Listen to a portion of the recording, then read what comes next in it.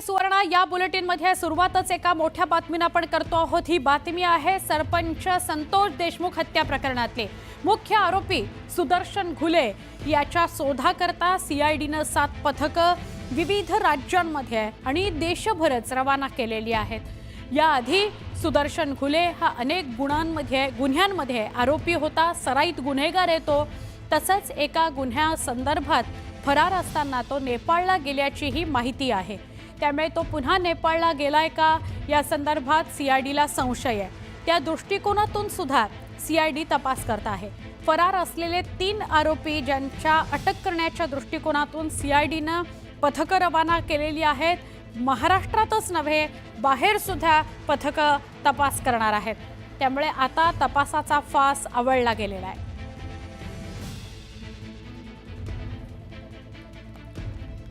आपण थेट जाणार आहोत आमचे प्रतिनिधी सुरेश जाधव यांच्याकडे आणि त्यांच्याकडून अधिक जाणून घेणार आहोत। सुरेश, काय अपडेट आहे या प्रकरणात?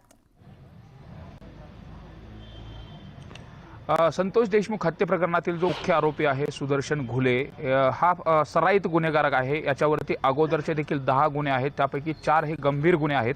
आणि अगोदर असलेल्या गुन्ह्यामध्ये तो ज्यावेळेस फरार झालेला होता त्यावेळेस तो नेपाळला गेला होता, अशा पद्धतीची देखील हिस्ट्री आहे। त्यामुळे पुन्हा एकदा तो देश सोडून नेपाळमध्ये गेला का असा देखील या अनुषंगाने देखील आता सीआयडी तपास करते। विशेष म्हणजे त्याच्या शोधासाठी देशभर 7 पथकं रवाना करण्यात आलेली आहेत आणि या पथकाच्या माध्यमातून त्याचा शोध घेतला जातोय। कालच सुदर्शन घुले याच्या कुटुंबाची देखील चौकशी करण्यात आली होती। त्याच्या आई वडील पत्नी यांना देखील सीआयडीने कसून चौकशी केली होती आणि त्याचे कुठले दागिने मिळतात का हे देखील पाहिलं होतं। मात्र जे 3 फरार असलेले आरोपी आहेत यांचं पहिलं क्रिमिनल बॅकग्राऊंड असल्या कारणानं आणि ते सराईत गुन्हेगार असल्या कारणानं आता यात आणखी जर महत्त्वाची गोष्ट बघायचं ठरलं तर ज्यावेळेस संतोष देशमुख हत्या प्रकरण झालं तर जी गाडी सापडली होती त्या गाडीमध्ये सुदर्शन घुले याचा मोबाईल देखील सापडला होता। त्यामुळे त्याने मोबाईल देखील सोबत घेऊन गेला नव्हता। त्यामुळे एकंदरीतच या सगळ्या प्रकरणाच्या अनुषंगाने आता सीआयडी जो सुदर्शन घुले आहे त्याचा शोध घेण्याच्या अनुषंगाने ऍक्टिव्ह झालेले आहे। दुसरं जर आपण बघितलं तर जे एसआयटी स्थापन करण्यात आली ती एसआयटी देखील आज बीडमध्ये येणार आहे। डॉक्टर जे बसवराज तेले आहेत ते देखील या ठिकाणी दाखल होत आहेत। त्यामुळे आता 3 अँगलना हा जो काही तपास आहे तो वेगवेगळ्या 3 तपास यंत्रणांकडून केला जाणार आहे। सीआयडी तपास करते, पोलीस प्रशासन देखील यामध्ये ऍक्टिव्ह आहे आणि आता एसआयटी या ठिकाणी येणार आहे। त्यामुळे साहजिकच संतोष देशमुख हत्या प्रकरणातील जे काही फरार असलेले आरोपी आहेत त्यांच्या लवकरच मुसक्या आवळतील अशा पद्धतीची परिस्थिती या तपासी यंत्रणांच्या माध्यमातून केली जात असल्याची स्थिती आहे। बरोबर, धन्यवाद ही माहिती दिली सुरेश त्याबद्दल। आणि जसं तुम्ही म्हणालात की 3 वेगवेगळ्या यंत्रणांकडून या सगळ्या घटनेचा तपास केला जाणार आहे, तर त्याच विषयी अधिक आपण घेऊया पुढच्या बुलेटिन म्हणजे पुढच्या बातमीमध्ये सुद्धा तीच बातमी आहे। तो विषय असा आहे की राज्य शासनाकडून संतोष देशमुख हत्या प्रकरणात एसआयटीची स्थापना झालेली आहे। IPS अधिकारी बसवराज तेली यांच्या नेतृत्वात ही समिती स्थापन करण्यात आली आहे आणि ही टीम आज बीड जिल्ह्यामध्ये दाखल होती आहे। IPS बसवराज तेली यांच्या नेतृत्वात 10 जणांची ही टीम आहे। आजपासून ही टीम तपास करेल। आत्तापर्यंत या प्रकरणात एकूण 3 यंत्रणा आहेत ज्या आपापल्या पद्धतीने तपास करतायत आणि त्यातली ही तिसरी एसआयटीची यंत्रणा जी आज एसआयटीची टीम बसवराज तेली यांच्या नेतृत्वात 10 जणांची टीम आज बीडमध्ये पोहोचेल आणि तपासाला गती मिळेल अशी आशा करूया।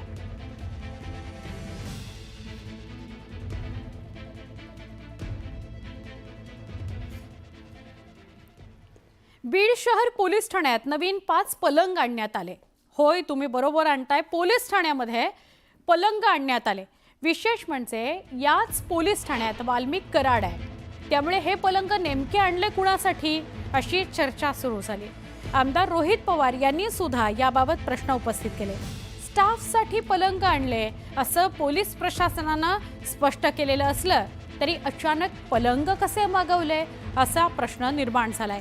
नवीन पलंग स्टाफसाठी मागवले असतील तर एवढीच तत्परता राज्यभरातील सगळ्या पोलीस स्टेशनमधील स्टाफसाठी दाखवायला हवी असा टोला सुद्धा रोहित पवारांनी लगावलेला आहे।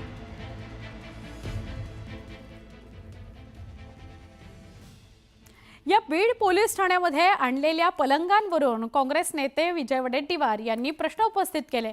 पोलीस ठाण्यामध्ये आणलेले पलंग कराडसाठी तर आणलेले नाहीत ना असा सवाल वडेट्टीवारांनी केला। तसंच मोठ्या आकाला वाचवण्यासाठी लहान आका म्हणजेच कराडचा एन्काउंटर होऊ शकतो असा मोठा दावा केलाय विजय वडेट्टीवार यांनी। पोलीस स्टेशनमध्ये बेड आणि घेऊन गेलेत.